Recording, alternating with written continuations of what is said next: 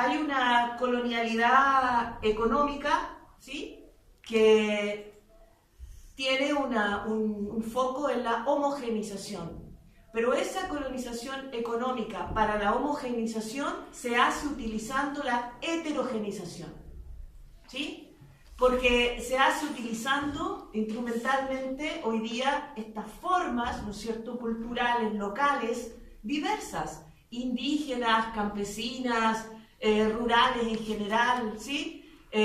Incluso formas que hoy día son toleradas, ¿sí? Un capitalismo que tolera la diversidad, un capitalismo, por eso digo yo, que gestiona la diversidad, ¿sí? Y que de esa manera no pierde el control que necesita para su expansión y su autoexpansión permanente.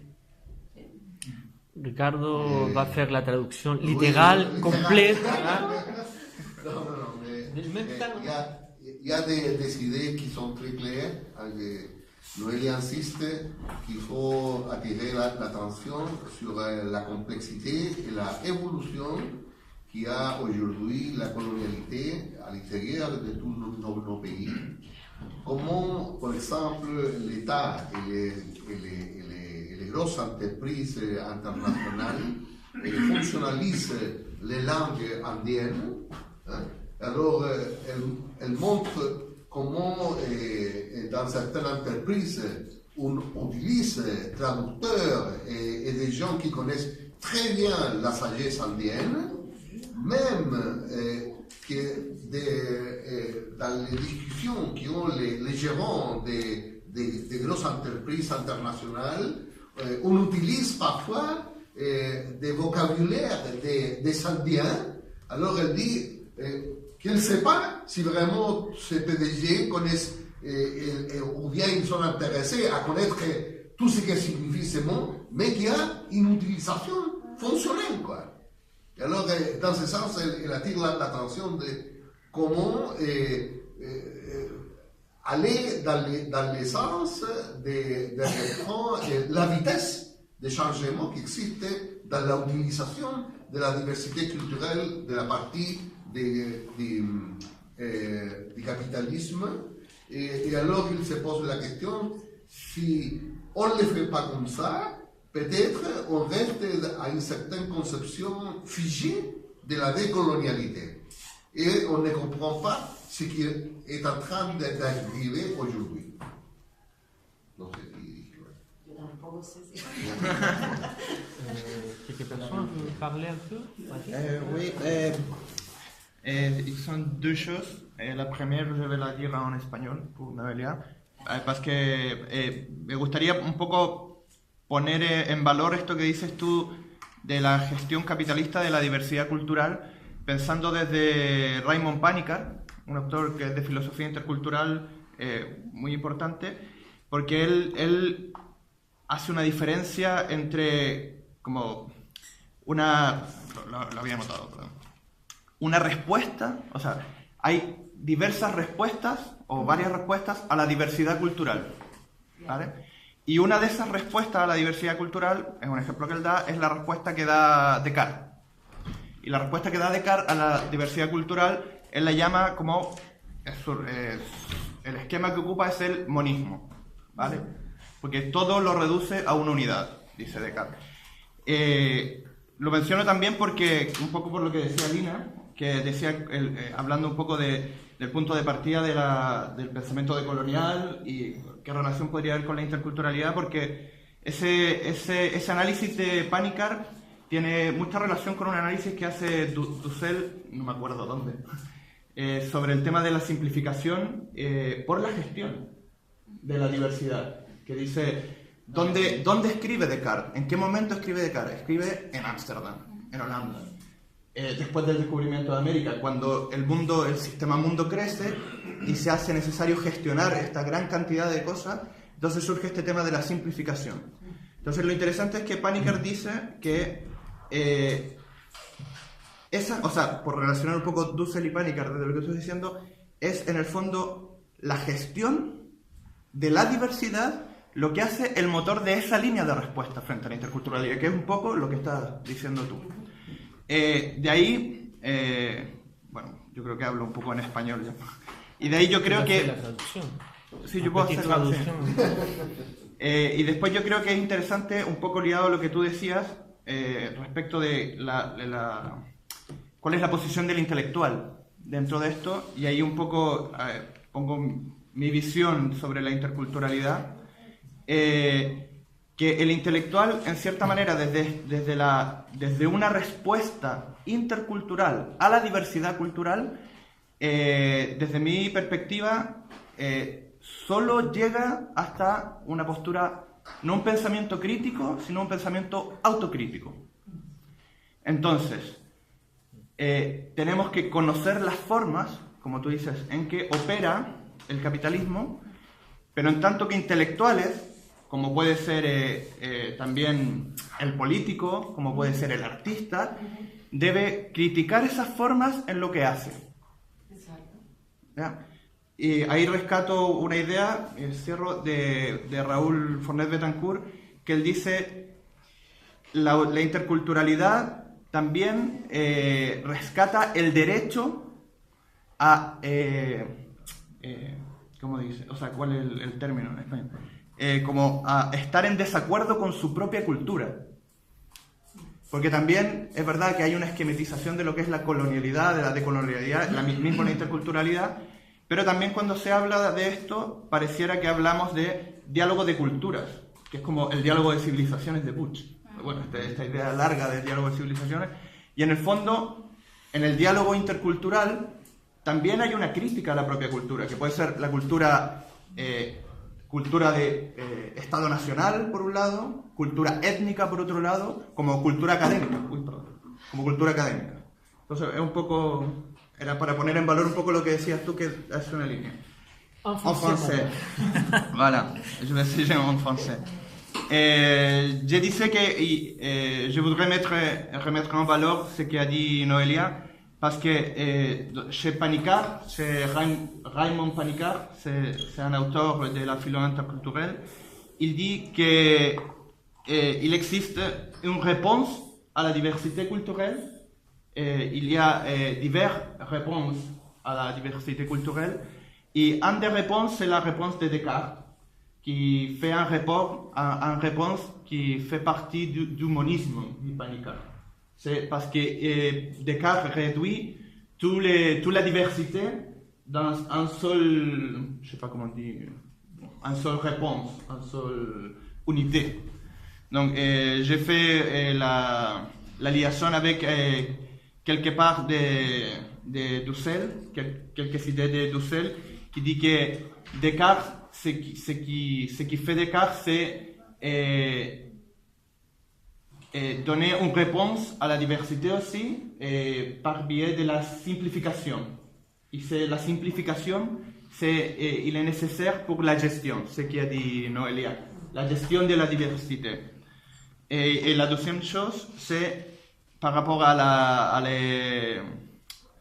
ce qu'on doit faire comme intellectuel, c'est mon avis de la philo interculturelle qu'il reste seulement pour moi dans un espace autocritique, qu'on peut se critiquer nous-mêmes, je ne sais pas si on dit comme ça, et de la façon dont nous avons les formes de colonialité, ou nous avons les formes de domination du capitalisme quand nous sommes intellectuels, dans la façon de faire l'intellectualité.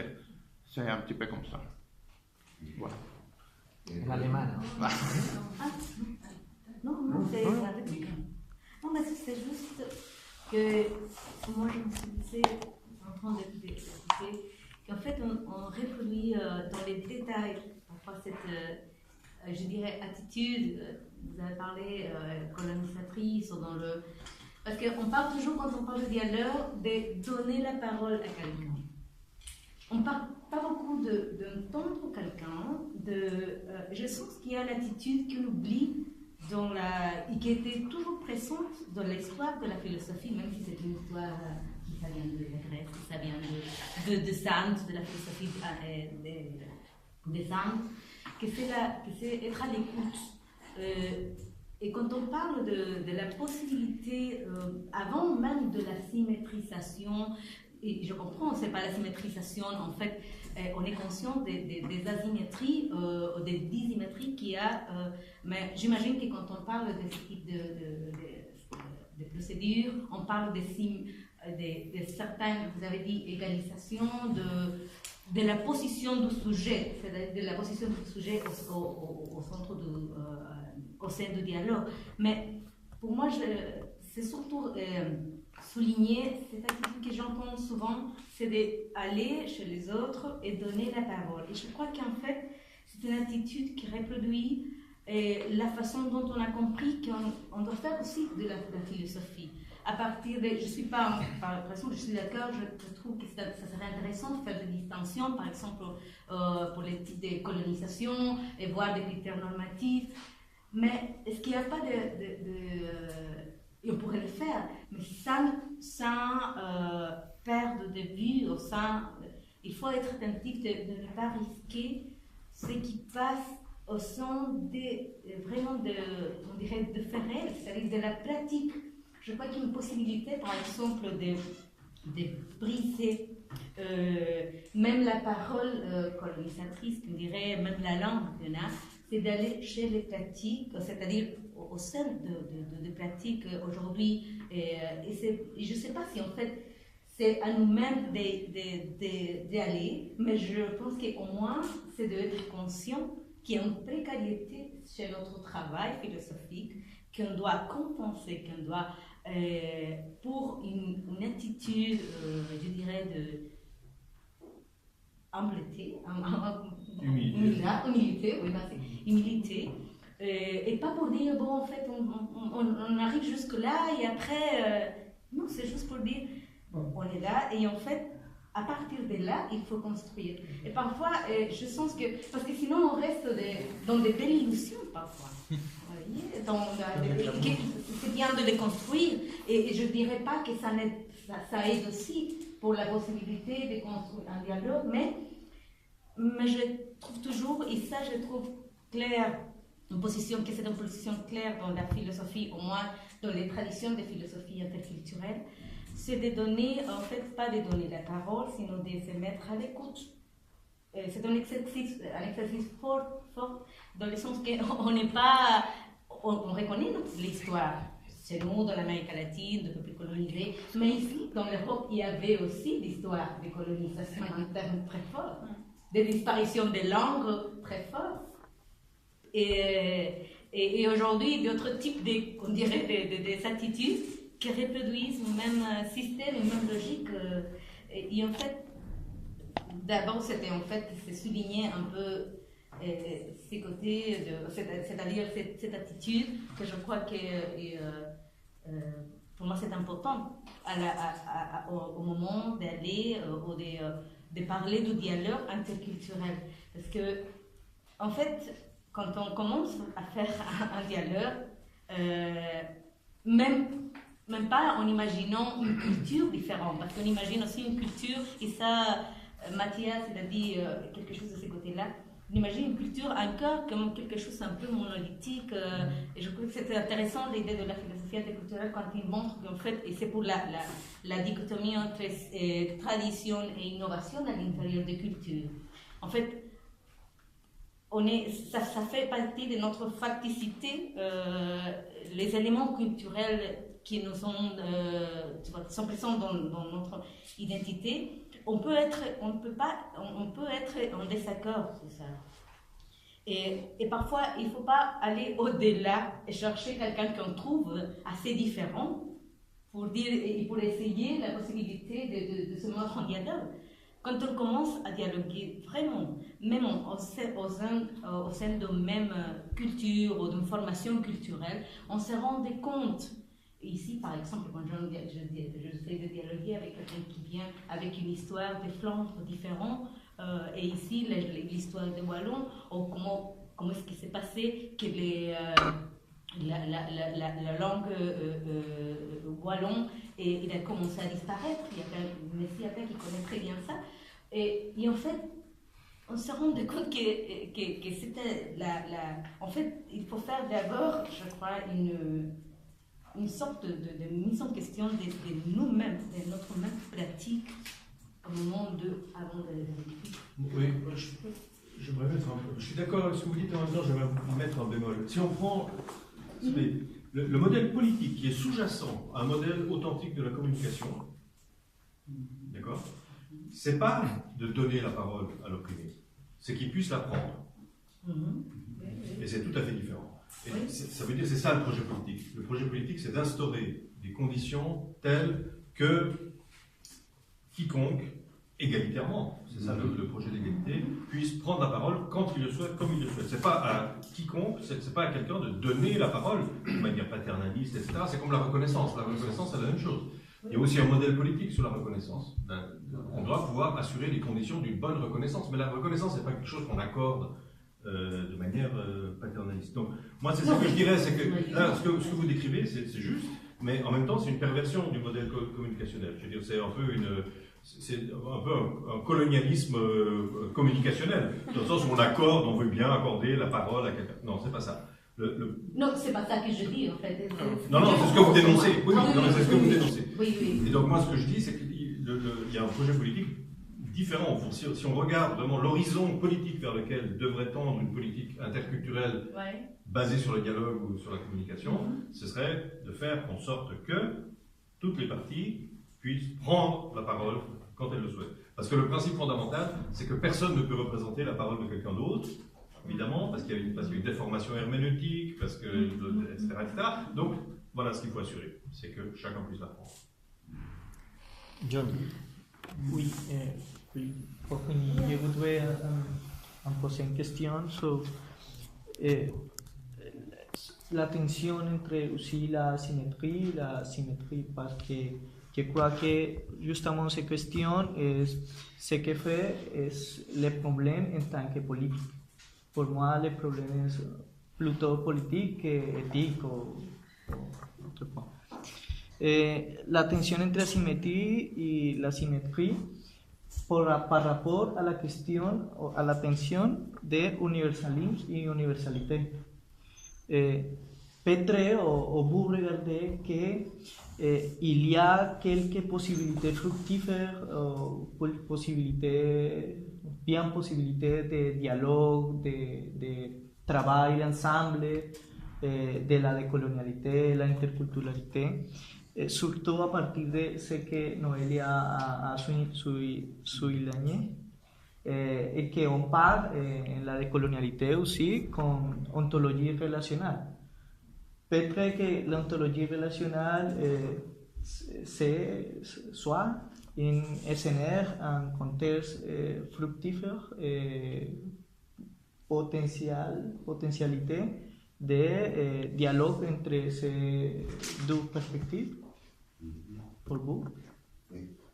Je voudrais reprendre la question comme la posait Marc Punjabi, dans le sens que si nous sommes inspirés par le modèle communicationnel, c'est justement parce que nous pensons que jusqu'à maintenant, il y a une communication mal faite. Donc c'était, disons, dans un seul sens. Je vais travailler avec les Indiens pour comprendre les Indiens. Et alors, il faudrait faire l'effort envers. Qu'est-ce qu'il arrive quand les Indiens viennent chez nous? Ils essayent de nous comprendre. Alors, à l'Université catholique de Temuco, dans notre doctorat, on essaye justement de faire ce type de travail et chercher les conditions. Mais ça pose des problèmes énormes. Parce que dès le moment qu'on est en train de travailler avec des savants indiens, alors ces savants sont toujours en train de déconstruire nos conceptions et nos concepts. En nous disant, mais d'où vous avez pris que la réalité, on peut la comprendre comme ça? Et pourquoi ce concept pour vous a tellement d'importance et pourquoi vous pensez la réalité comme séparée de la vie de notre communauté et de ma vie personnelle? Et alors, c'est fini. Il n'y a rien qu'une petite histoire. J'ai eu une expérience avec un savant mapuche parce que l'université était en train de créer des espaces entre des professeurs chiliens et des professeurs mapuches. Et alors, on nous a proposé de faire un cours philosophie occidentale, philosophie mapuche. Alors, bon, on a parlé avec ces savants mapuches, et alors j'ai dit, bon, tu es d'accord pour faire, parce que la condition, c'est que les deux professeurs doivent être toujours ensemble. On ne peut pas dire, il y a une partie que la fera le professeur chilien et l'autre partie la fera le professeur mapuche. Bon. Dès le moment qu'on est en train de penser les programmes, alors j'ai dit, bon, pour égaliser, on va mettre philosophie mapuche, trait d'union, philosophie occidentale.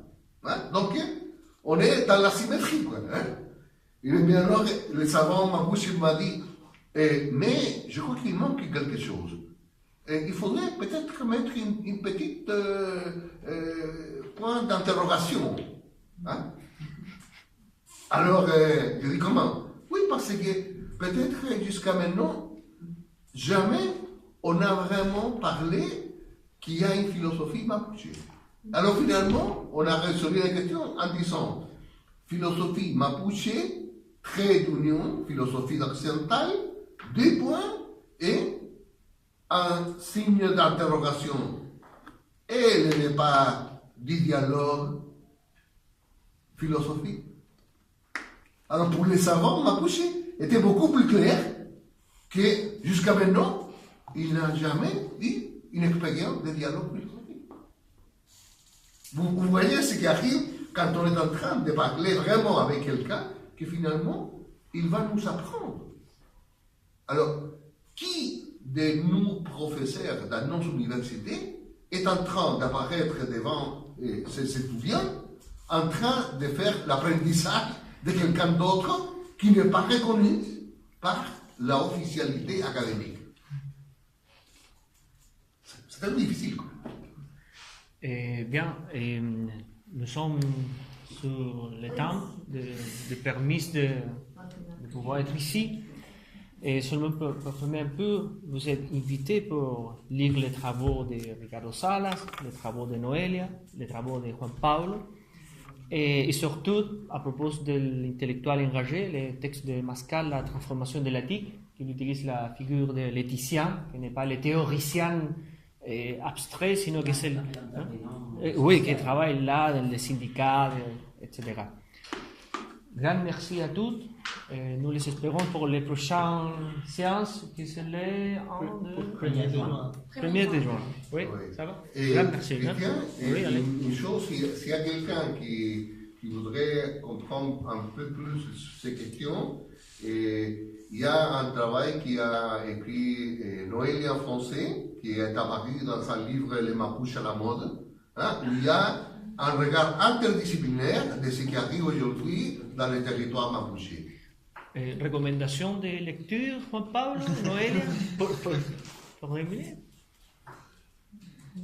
Escribimos en castellano con Ricardo. Hay 2 textos que están publicados en 2 revistas chilenas, pero digitales, en donde nos adentramos más etnográficamente y con la reflexión filosófica que Ricardo aporta en este examen crítico de la diversidad cultural. Yo aporto la etnografía y Ricardo la reflexión filosófica de esas realidades. Juan Pablo, lecture d'être... Je pense plutôt pour établir encore ce dialogue. Moi, je pense que dialogue n'est pas le mot indiqué, mais ces échanges, et Catherine Walsh, il y a un petit texte traduit en français aussi qui s'appelle Interculturalité et décolonialité. Vous dire ça. Oui, Noélia, Culturalité, décolonialité, perspective critique et politique. Bon, je peux laisser. Oui, ça va. Sí, pero di los 2 Ah, ok. Il y a un collègue malheureusement décédé de Ilgers, c'est un anthropologue belge qui étudie à Louvain et qui a fait notamment des études ethnographiques en Afrique fort important sur les rapports entre les entreprises capitalistes et les communautés locales. Il s'appelle